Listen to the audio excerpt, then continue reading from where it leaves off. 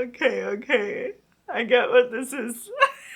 Hello fellow anime geeks and welcome to another review on my quest to try every series that I can.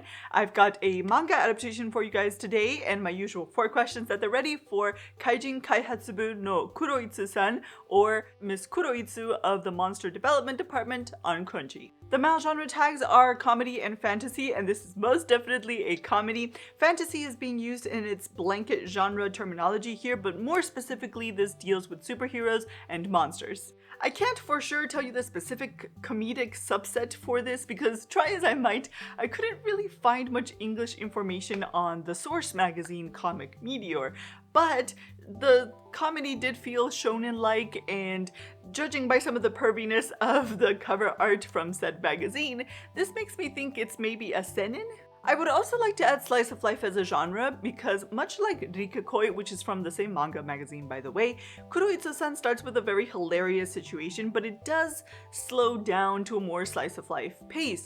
Unlike something like Maoujou or Saiki, it doesn't really keep up that quick gag pace. However, this premise does make for some pretty hilarious situations. Our protagonist is a biology research agent within an evil organization that's creating monsters and trying to take over the world. The same thing we do every night, Pinky.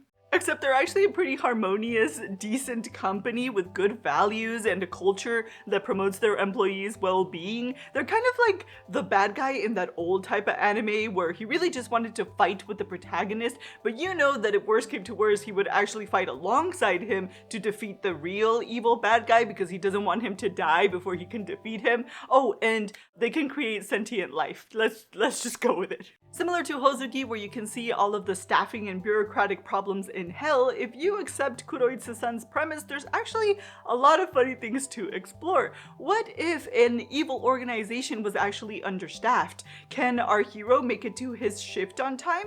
And what in the world does cross-departmental project approval look like in a company of monsters? Because, much like Tenchi, there are actually different departments handling the creation of different types of monsters, from the biological to the mechanical. And this whole thing is something that I actually really like about this anime. The translation of these company procedures and hierarchical systems and structures to this fictional universe was perfect and hilarious. I mean, I saw more work life in this cute little anime than I did in something like Salaryman's Club, which was supposed to be about working company men. You know that one was just about fan service. But my favorite thing is how much anime this anime animated, from the ridiculous episode titles. When the monster to strike fear into the hearts of men was born into the evil secret society plotting world domination. Oh wait, that whole thing is the title of the episode? To changing the credit sequence every episode to highlight a different regional hero. Oh, what? Were those real? I mean, not real, but you know what I mean, real? Not a work of fiction, they really exist. That's so cool. Everything felt very self-aware, and even the fan service felt very self-aware. It felt like we were going down a fan service checklist. So I don't really understand why this is so poorly rated. I found it charming, I found it fun in a smart way. I think it even had a little bit of heart in there. I really liked all of the overt fun hero tropes, and in fact, if it hadn't been for the fan service, I would have thought that this was made for kids. Now, I personally don't like slice of life much, and I don't really like comedy, even if it's not very quick, successive gags, kind of like Saiki or Maoujou or Nozaki.